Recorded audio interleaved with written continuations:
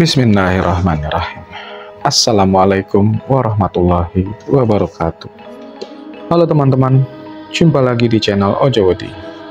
Terima kasih kepada teman-teman yang telah mendengarkan dan telah mensupport channel ini agar channel ini makin berkembang dan bisa diterima oleh halayak yang lebih ramai.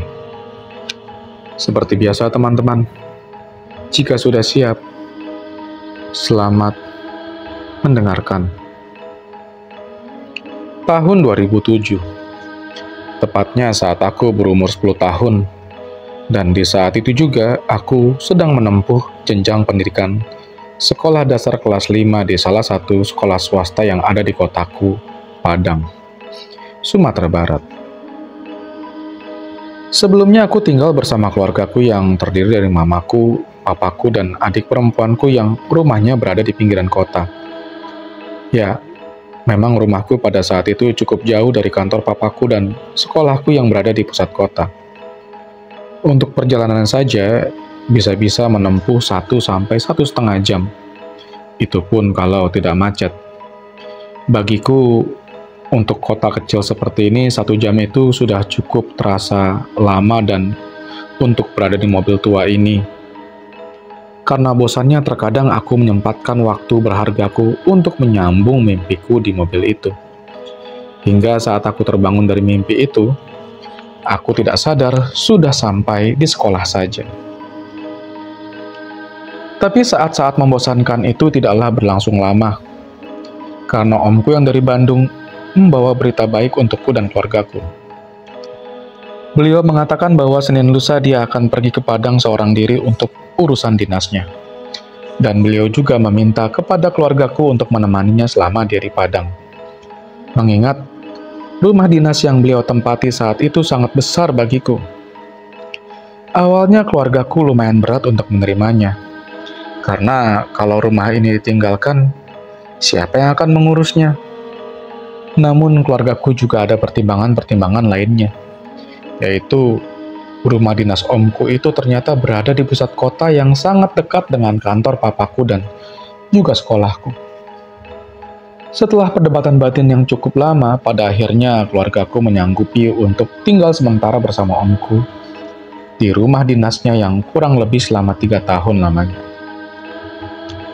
Esoknya aku dan keluargaku bersiap-siap untuk berkemas dan membuat sebuah spanduk yang cukup besar lalu menempelkannya di depan rumah dengan bertuliskan, "Rumah ini dikontrakkan.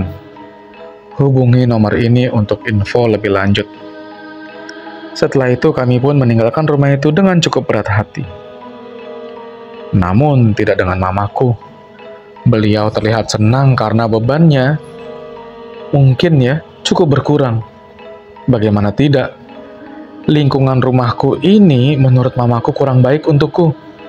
Karena selama aku tinggal di sini, aku sangat suka keluyuran keluar rumah hingga matahari terbenam. Yang terkadang hal itu membuat mamaku risau. Ya bagaimana tidak? Seumuran aku dulu kalau pulang larut maghrib, pasti sudah dicari-cari oleh orang tuanya kan? Anak kecil mana yang ada masih keluyuran maghrib-maghrib? Yang ada nanti diculik sama hantu. Begitulah kira-kira ancaman orang tua zaman dulu untuk menakut-nakuti anaknya jika pulangnya telat. Aku bukanlah tipe anak yang percaya akan hal-hal berbau mistis seperti itu. Tapi semua mindsetku itu berubah seketika. Ketika aku dan adik perempuanku telah benar-benar mengalaminya sendiri. Bukan hanya aku dan adik perempuanku saja yang mengalaminya. Aku yakin mama dan papaku pasti juga menyadari akan hal itu. Namun, sepertinya mereka mencoba untuk tidak memperdulikan hal itu. Aku mencoba untuk merahasiakannya dari kami agar kami tidak ketakutan pada saat itu. Entahlah. Dan inilah awal kisah nyataku berawal. Bagaimana aku dan adik perempuanku mencoba untuk survive dari hal-hal gaib yang mengganggu kami selama 1 tahun lamanya. Akhirnya kami pun tiba di rumah dinas omku dan seketika itu juga aku takjub melihat rumah dinas ini. Karena jauh sangat berbeda dari rumah yang biasa aku tinggali. Rumah dinas ini begitu besar Dari bayanganku, pekarangan depannya yang luas, terdapat rumput-rumput, tanaman lidah buaya, serta tanaman-tanaman berukuran sedang yang menghiasi pekarangan tersebut.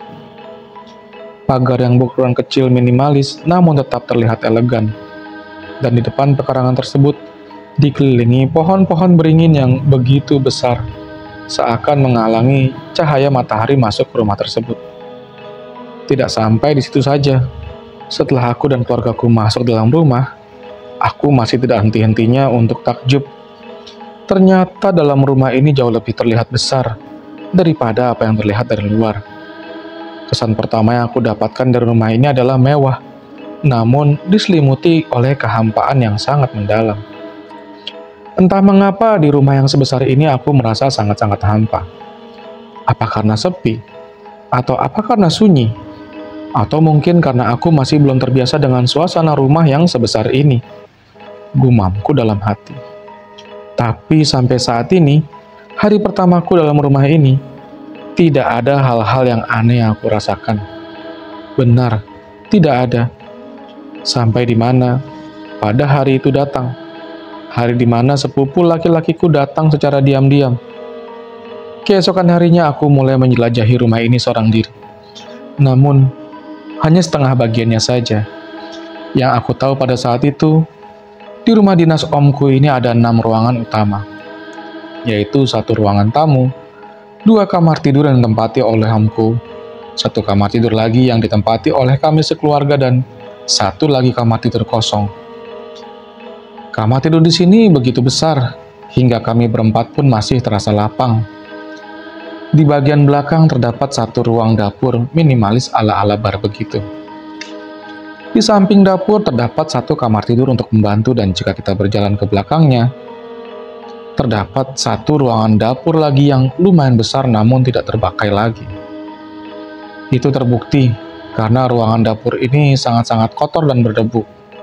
Sarang laba-laba menyelimuti dapur ini, dan jika kita berjalan lagi terus ke belakangnya, terdapat 1 pintu yang terkunci rapat lengkap dengan gemboknya yang lumayan besar. Pada saat itu aku belum tahu ruangan apa itu, dan aku pun pada saat itu tidak ingin mencari tahunya. Karena suasana di sini saja, menurutku sudah lumayan menyeramkan. Walau begitu, aku tetap saja tidak terlalu mempedulikan hal itu, dan ketika itu aku kembali lagi menjelajahi bagian belakang samping rumah tersebut. Ternyata di bagian belakang samping rumah ini juga terdapat halaman pekarangan yang begitu luas, bahkan lebih luas dari pekarangan yang ada di depan. Di halaman belakang ini terdapat 1 pohon beringin yang sangat besar. Di samping pohon beringin itu juga terdapat 1 ayunan yang jika dilihat pada malam hari, menjadi sangat menyeramkan. Ayunannya seperti bergoyang-goyang dengan sendirinya, karena pada malam pertamaku di sana, aku mendengar suara ayunan tersebut. Di seberang pohon beringin tersebut, juga terdapat kolam ikan buatan yang berukuran tidak terlalu besar, lengkap dengan ikan-ikan hiasnya. Omku itu ketika hari liburnya selalu memberikan makanan-makanan ikan tersebut dengan pelet ikan yang dibelinya. Sekilas membuat suasana di rumah yang seram ini menjadi berkurang. Tidak sampai di situ saja. Jika kita berjalan lagi ke belakang pekarangan ini, kita akan menemukan 1 lapangan tenis, dan di seberangnya terdapat gudang yang berisi dokumen-dokumen yang tak terpakai lagi. Dan di samping gudang itu, lagi-lagi aku menemukan sebuah pintu yang dikunci rapat, lengkap dengan gembok yang lumayan besar. Tapi aku tidak ingin mencari tahu apa yang ada di balik pintu itu. Oh iya, aku tidak tahu apakah rumah dinas ini termasuk dalam kompleks perumahan atau bukan, karena sepertinya rumah dinas ini berdiri sendiri, tidak seperti komplek-komplek perumahan pada umumnya. Benar, di samping rumah ini juga terdapat rumah-rumah besar lainnya, namun dengan pagar yang tinggi-tinggi. Tidak seperti dengan rumah ini yang pagarnya pendek, padahal rumahnya sangat besar. Dari segi keamanan, menurutku ini sangat-sangat kurang. Satpam pun di sini tidak ada, padahal lingkungan di sini sangat-sangat sepi.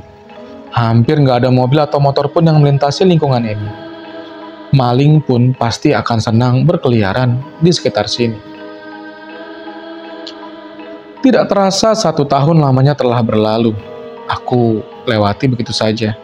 Hari demi hari aku berada di rumah ini dan tidak ada yang aneh sedikit pun, kecuali perasaan-perasaan yang terasa menjanggal, itu saja.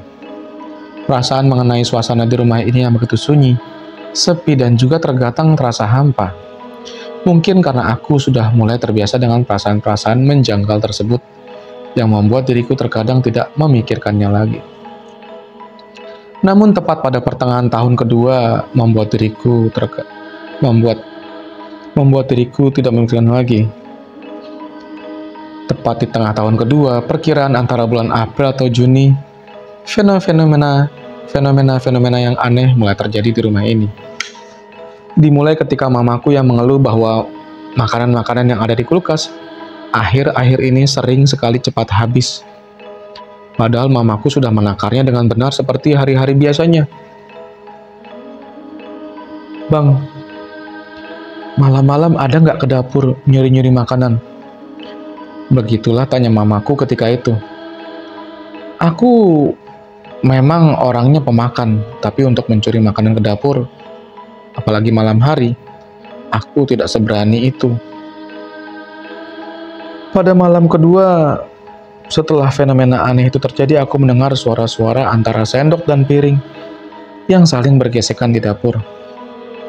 Mungkin hanya aku sendiri saja yang mendengar hal tersebut, karena tempat tidurku lah yang paling dekat arahnya dari dapur, sedangkan tempat tidur adikku, mama dan papaku berada di pojok dekat dengan jendela di posisi luar. Pada malam itu aku tak dapat menggerakkan anggota tubuhku sedikit pun, bahkan melontarkan suara untuk memberitahukan kepada orang tuaku saja tidak bisa. Semakin takutnya diriku karena mendengar suara-suara aneh tersebut. Namun aku mencoba untuk meyakinkan diriku sendiri sembari menundukkan kepalaku ke bantal dan selimut dalam-dalam. Palingan cuman kucing. Begitulah gumamku. Lalu terlintas di kepalaku kembali. Oh iya, mungkin si Om yang ambil makanan ke dapur. Dan ketika itu aku sedikit tenang yang pada akhirnya berujung pada ketiduran. Besok paginya barulah aku menceritakan hal tersebut kepada mamaku. "Mah, mungkin si Om kali yang ngambil makanan kita di dapur. Soalnya kemarin malam juga aku dengar Om ngambil makanan di dapur."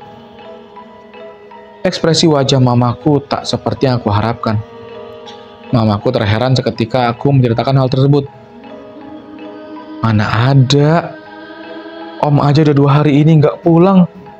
Kan Om lagi ada rapat di kantornya."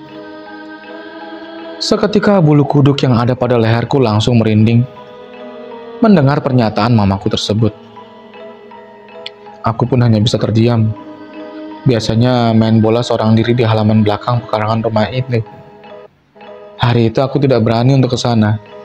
Mungkin aku tidak akan berani lagi seterusnya untuk ke sana. Besoknya adalah hari libur. Siang-siangnya, aku dikejutkan dengan suara teriakan mama yang mengatakan bahwa barusan mamaku melihat seorang berlari ke arah dapur belakang. Sontak papaku langsung mengecek ke dapur belakang. Itu sembari aku mengikuti papaku dari belakang dengan gugupnya, serta jantung yang berdebar-debar tidak karuan. Malingkah? Atau jangan-jangan hantu? Pikiranku juga tidak karuan pada saat itu. "Oi, sia tu, kalua ang." Lantas, bahasa Minang papaku pun pada saat itu keluar yang artinya, "Hei, siapa di situ? Keluar kamu." Begitulah halusnya. Lalu keluarlah seseorang itu dari tempat tersembunyinya di bawah kolong meja sembari mengatakan, "Ko ewo Om," yang artinya, "Ini ewo Om." Rasa gugup dan cemas pun pada saat itu menjadi luncur, lalu muncullah perasaan lega sekaligus kesal karena ulah si ewo ini. Ya, Ewo adalah sepupu laki-lakiku yang lumayan dekat denganku waktu rumahku masih di pinggiran kota. Walau umur dan posturnya lebih besar 3 tahun dariku, namun tingkahnya masih seperti anak-anak karena keterbelakangan mentalnya yang dia miliki. Ya, dia waktu kecil mendapatkan penyakit step yang membuat cara berpikirnya lebih lambat dari anak-anak lainnya. Angwo deh, yo asal jadi se, nak karau jang tuh. Kamu ya wo deh, ya asal jadi aja kerja kamu ndak. Ucap papaku dengan nada kesal. Setelah itu kami pun langsung menginterogasi Bang Ewo itu di ruang tamu. Lewat Maang masuk wo. Lewat mana kamu masuk wo? Lalu Ewo menjelaskan bahwa dia masuk memanjat ke atap rumah, lalu melompat ke ruang belakang. Ruangan di dapur belakang yang terkunci pintunya itu oleh gembok. Yang terbuka tidak ada atapnya tersebut. Dari situlah dia turun, lalu mengotak-atik kunci pintu hingga terbuka. Lalu papaku kembali bertanya, "Ala baru lamo di siku wo? Sudah berapa lama di situ wo?" "Sudah seminggu om," jawabnya. Lantas terpecahkanlah teka-teki mengapa sambal di rumah akhir-akhirnya sering habis dan siapakah orang yang menggesek-gesekkan sendok ke piring pada malam hari sebelumnya. Ya, siapa lagi kalau bukan Ewo? Tapi anehnya, kenapa mamaku pada saat itu tidak sadar bahwa ada orang yang membobol pintu ruangan belakang? Mengingat pintu tersebut digembok dari dalam. Tidak mungkin si Ewo bisa membukanya tanpa mendobraknya. Atau mungkin Ewo memulai aksinya tersebut ketika mamaku pergi pasar ya. Bisa saja iya, dan dengan begitu, berakhirlah misteri mengenai fenomena-fenomena aneh yang terjadi di ruangan ini beberapa hari belakangan ini. Tapi tunggu dulu. Berakhir? Bukan, ini bukanlah akhir, melainkan awal.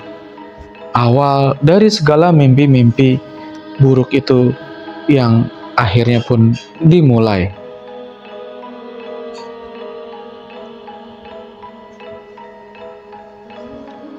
Sehari setelah kejadian tamu yang tak diundang itu selesai, papaku pada akhirnya memaafkan apa yang Bang Ewo itu perbuat dan tidak ingin memperpanjang masalah lagi.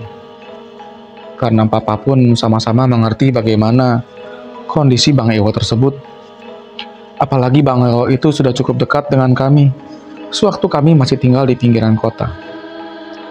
Ya, walaupun aku dan Bang Ewo sering bertengkar untuk masalah-masalah sepele, karena seperti yang aku bilang tadi, Bang Ewo walaupun umur dan postur badannya besar, namun pikirannya masihlah seperti anak-anak karena penyakit stepnya tersebut. Bang Ewo adalah sepupu laki-laki dari adik papaku. Dia sering membuat masalah di lingkungan rumahnya. Bahkan orang tuanya saja sudah angkat tangan melihat perilakunya. Kerjaannya di rumah hanyalah tidur. Tidur saja seharian. Disuruh sekolah tidak mau. Disuruh kerja di bengkelnya sendiri pun tidak mau. Tapi siapa sangka, dia sangat ahli dalam urusan pekerjaan bengkel. Jika dia asal lebih jauh lagi, pasti dia akan menjadi ahlinya. Namun karena malasnya itulah, dia menyia-nyiakan kesempatan itu. Makanya tidak heran, dia dengan mudah membobol pintu rumah dinas ini. Katanya, orang-orang tertentu bisa melihat hantu loh. Begitulah pikiranku terlintas setiap kali aku melihat Bang Ewo. Entah mengapa firasatku mengatakan bahwa Bang Ewo ini bisa melihat atau merasakan hal-hal yang tak bisa dilihat oleh manusia pada umumnya. Buktinya, dia tidak takut sedikit pun dengan apa yang dilakukan pada ruangan yang terkunci rapat itu. Orang normal mana yang berani melakukan hal gila itu? Bahkan om dan papaku saja tidak pernah menyentuh ruangan yang terkunci itu. Mereka menganggapnya seolah tak pernah ada. Bang Ewo diizinkan menginap oleh papaku untuk beberapa hari di sini. Hitung-hitung sebagai teman mainku di sini. Karena memang semenjak aku tinggal di rumah ini, aku tak pernah keluar selangkah pun kecuali untuk urusan sekolah. Apalagi dengan situasi lingkungan yang sepi ini. Berharap ada anak yang seumuranku bermain di luar. Mana mungkin ada. Pada akhirnya Bang Ewo lah yang menemaniku bermain di rumah ini walaupun terkadang kami pun masih sering bertengkar dalam memperebutkan bola misalnya. Seharian bermain bola terasa sangat melelahkan. Ketika aku sedang asik-asiknya untuk beristirahat sejenak, sambil memandangi pohon beringin yang kokoh itu, tanpa aku sadar Bang Ewo sudah menghilang saja, padahal tadi dia berada tepat di sampingku. Val, Sikola, Val, kesinilah, terdengar suara Bang Ewo. Panggilan itu dan bergegas untuk pergi ke tempat Bang Ewo itu. Gudang aku, Val? Ini gudang apa, Val? Tanya Bang Ewo sembari mengacak-acak dokumen yang ada pada gudang tersebut. Nggak tahu, Bang, jawabku sambil melihat apa yang dilakukan Bang Ewo. Seketika aku melamun sejenak. Seketika itu dan setelah itu aku melihat ada kabel listrik yang sudah sobek namun masih terhubung dengan kontaknya. Entah apa yang ada di pikiranku saat itu, tiba-tiba terbesit saja di benakku untuk memegang kabel yang sudah sobek itu. Ketika aku memegangnya, aku diam karena terkejutnya. Ternyata aliran listrik yang ada pada kabel ini masih menyala dan membuatku kesetrum ringan seketika. Mungkin karena dulu aku masih kanak-kanak jadi suka coba-coba buat megang karena penasaran. Atau mungkin karena ada hal-hal lain yang membuatku terdorong untuk menyentuh kabel-kabel listrik itu. Ketika itu Bang Ewo hanyalah melihatku sambil tertawa ringan dan mengejekku. Tapi aku tidak ambil pusing. Kata-katanya itu hanyalah lanturan-lanturan yang tidak bermakna. Karena kondisinya itu terkadang apa yang dia bicarakan seperti melantur sana-sini. Menghayal, ngalong tidur. Setelah itu Bang Ewo mengajakku untuk pergi ke sebuah pintu yang terkunci rapat itu. Lalu aku pun menolaknya. Tapi entah kenapa, aku seperti tidak dianggap olehnya pada saat itu. Karena waktu aku menolaknya, dia tetap pergi ke sana. Dan itu membuatku terpaksa untuk mengikutinya. Lalu Bang Ewo mengeluarkan skill bengkelnya untuk membuka pintu yang terkunci itu. Setelah beberapa menit, dia mengotak-ngatik pintunya. Terbuka juga. Aku sempat takjub seketika. Wah, gila. Keren juga Bang Ewo bisa buka pintu kayak gitu. Pujiku dalam hati. Tapi sayangnya, hal gila itu tidak cukup sampai di situ. Belum sempat aku melarangnya untuk tidak memasuki ruangan yang terkunci itu, Bang Ewo sudah memasukinya saja tanpa rasa ragu sedikit pun. Dan lagi-lagi aku terpaksa untuk mengikutinya. Ya udahlah, untung masih siang juga, keluhku dalam hati. Tapi walaupun pada saat itu matahari masih tegak di atas kepala, entah mengapa mendadak ketika aku memasuki ruangan tersebut, perasaanku pada saat pertama aku mendatangi rumah dinas ini. Aku merasakan perasaan yang sangat menjanggal, jauh lebih menjanggal dari perasaan-perasaanku ketika dulu aku pertama kali di sini. Semakin aku menjauh melangkah ke dalam ruangan ini, semakin berdirilah bulu kuduku satu persatu. Bang, nggak takut? Bang, nggak takut apa ya? Bang Ewo pun tidak merespon apa yang aku tanyakan padanya dan lebih memilih untuk fokus bisa melihat-lihat ruangan ini. Seperti sedang mencari-cari sesuatu, tapi apa itu aku pun tidak tahu. Aku hanya bisa mengikuti dari belakang sembari was-was. Entah apa yang terjadi nantinya. Karena jujur pada saat itu aku benar-benar merasa takut. Sepintas aku melihat ruangan ini. Ternyata di sini sangat banyak sekali kamarnya. Ada ruangan di sini dan dalam ruangan ini terdapat lagi ruangan lainnya, yaitu kamar tidur yang sudah tidak terurus lagi. Dalam satu ruangan ini terdapat 2 ruang kamar tidur. Seperti ada 4 kamar tidur yang ada pada ruangan ini. Tuh, Val, Bang Manje itu malompe lewat situ ke Patang. Itu, Val, abang manjat lalu melompat lewat sana kemarin. Sambil menunjuk atap tempat dia melompat. Oh, pantes dia bisa lompat. Ternyata jarak dari atap ke tanah tidak terlalu jauh. Gumamku dalam hati. Tuh, ke Patang, Bang lalu kamarku. Terus kemarin abang tidur di kamar ini. sambil menunjukkan salah satu ruangan yang ada di sana. Hah? Gila nggak tuh? Jadi, selama seminggu kemarin Bang Ewo itu tidur di sini. Nggak takut sedikit pun. Dan ternyata ini terhubung dengan ruangan dapur yang sudah tak terpakai itu. Lepas sudah perasaanku dengan apa yang dibalik pintu-pintu yang terkunci kemarin itu. Tapi ada satu hal yang membuatku sangat penasaran di ruangan ini.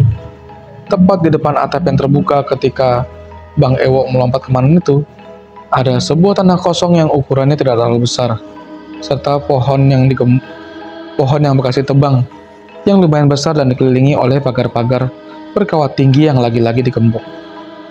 Sepertinya pohon tersebut sangat lindungi, bahkan pagar berkawat ini lebih kokoh daripada pagar yang ada depan rumahku ini. Entah mengapa, seketika perhatianku hanya tertuju kepada pohon ini. Seperti ada daya tariknya yang tersendiri. Sambung dulu ya teman-teman. Jangan lupa untuk terus mengikuti ceritanya di channel Ojowedi. Akhir kata, wassalamualaikum warahmatullahi wabarakatuh.